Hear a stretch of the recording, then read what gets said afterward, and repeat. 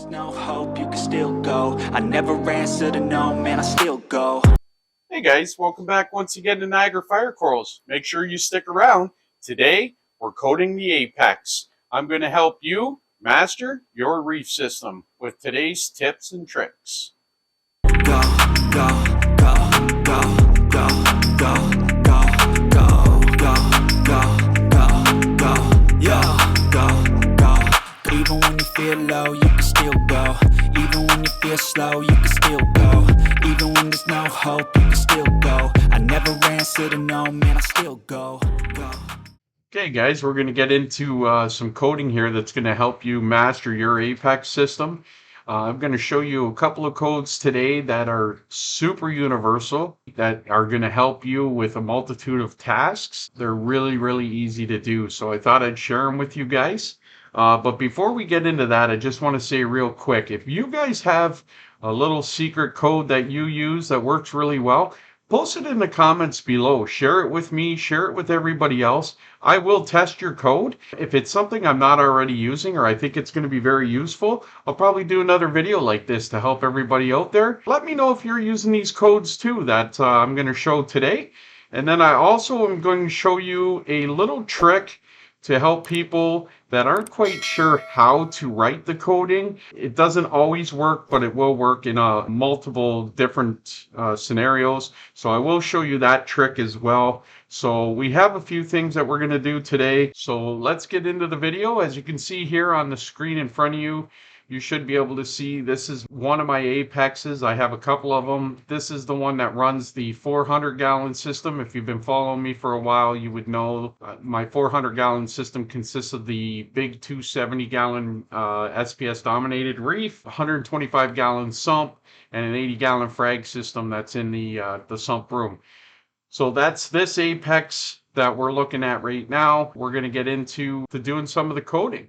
All right, guys. So as you can see, all I've done is just open an outlet on my apex, and I deleted the information that was in here so we can start with a clean slate. We'll go from there. So what I'm going to do first is I'm going to show you guys one simple line of code that will help you guys when it comes to the biggest one I used it for was water changes, but you can also use it for, say, your feeding or things like that. And what this line of code will do is it's going to shut things down that become problems when you kill your return pump. You know, many years ago, I would shut my return pump down and then I would siphon water out of my sump to do a water change. And once or twice, I siphoned it down too far, didn't realize my heater was still on, and blew a heater up. When we shut our return pump down, we're doing water changes or we're feeding,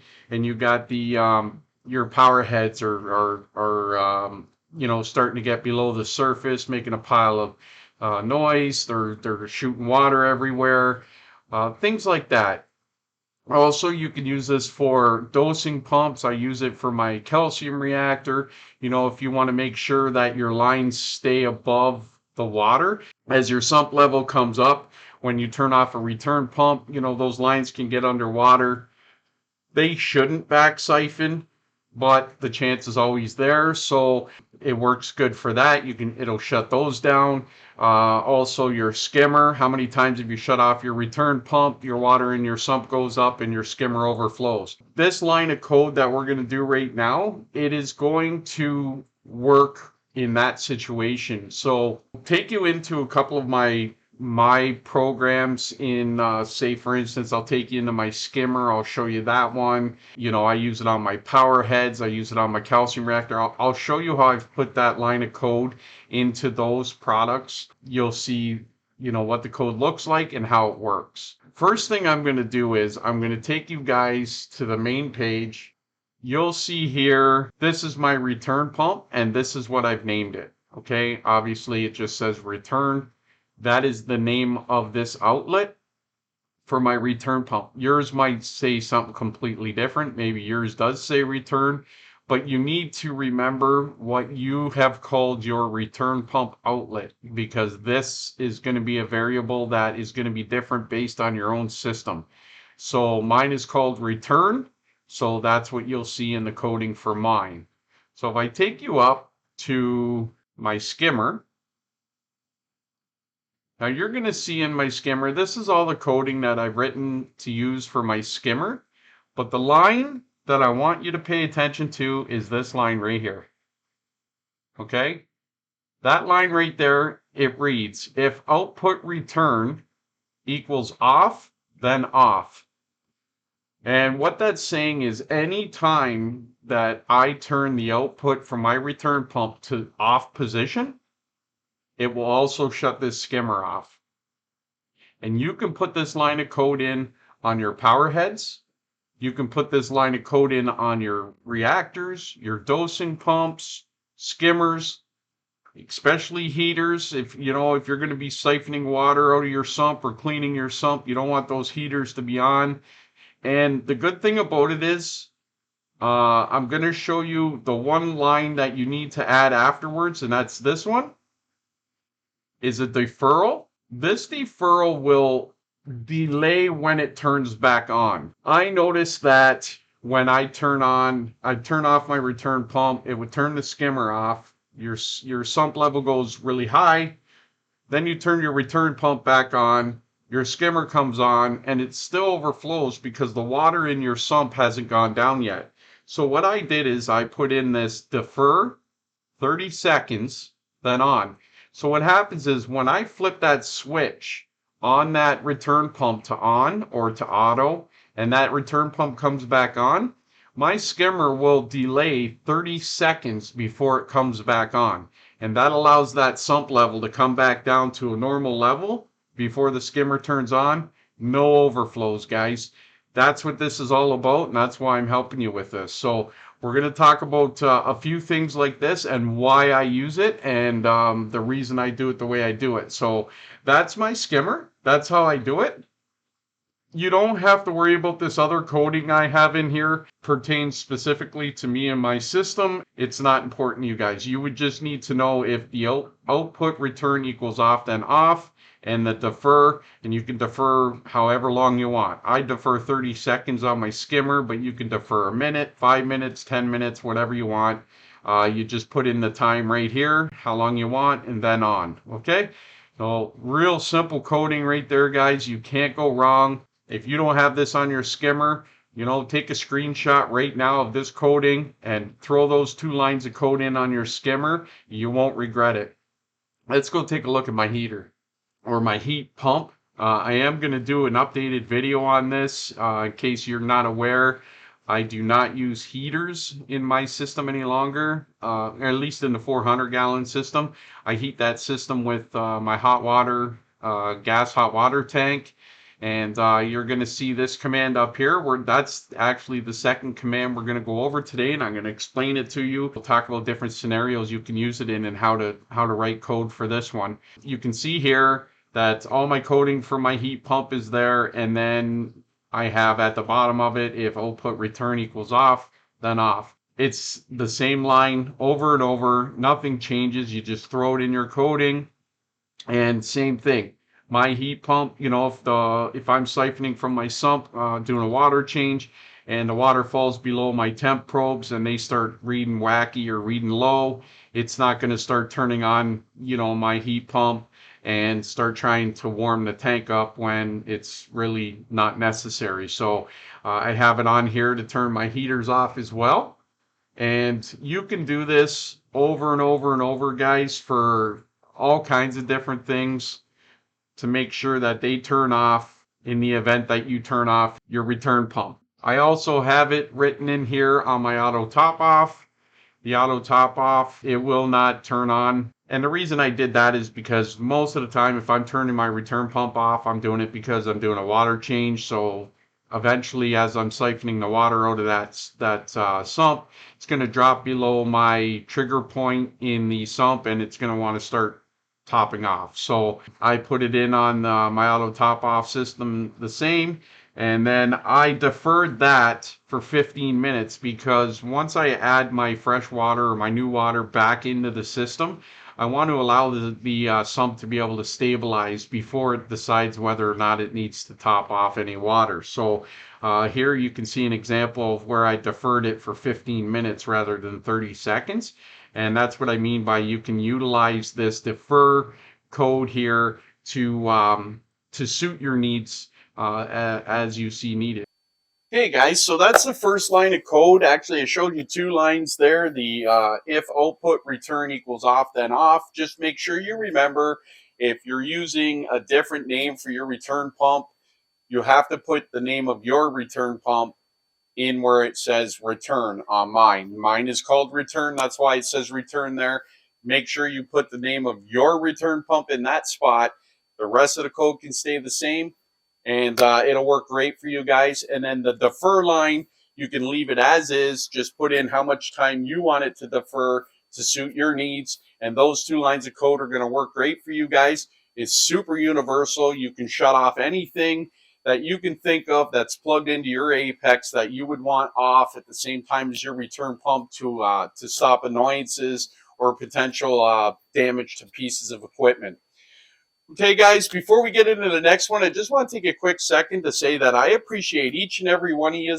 If you guys are enjoying this content, you haven't already, hit that like and subscribe button below. It really helps me in making these videos and, expanding this channel and getting information out there and spreading my joy of the hobby with you guys.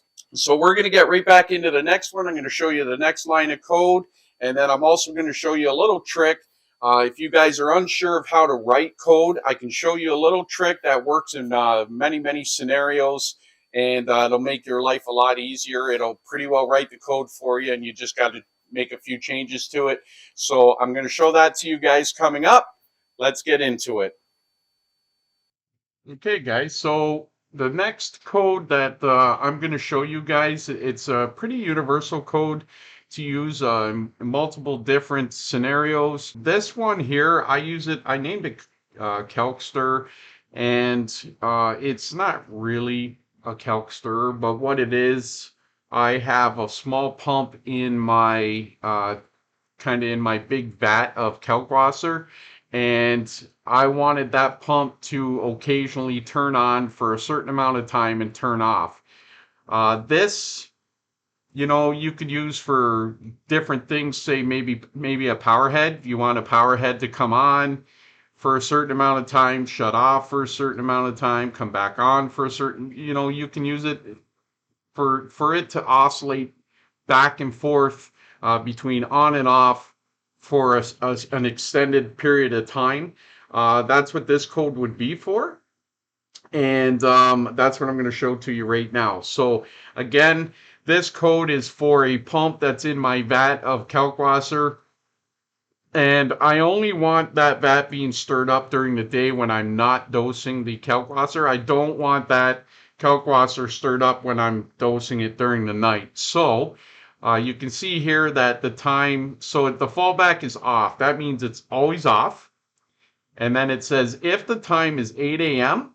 to 7 p.m., it's on. That means that this pump will only try to turn on between those hours of 8 a.m. to 7 p.m. However, I don't want the pump to just be on steady for all those hours.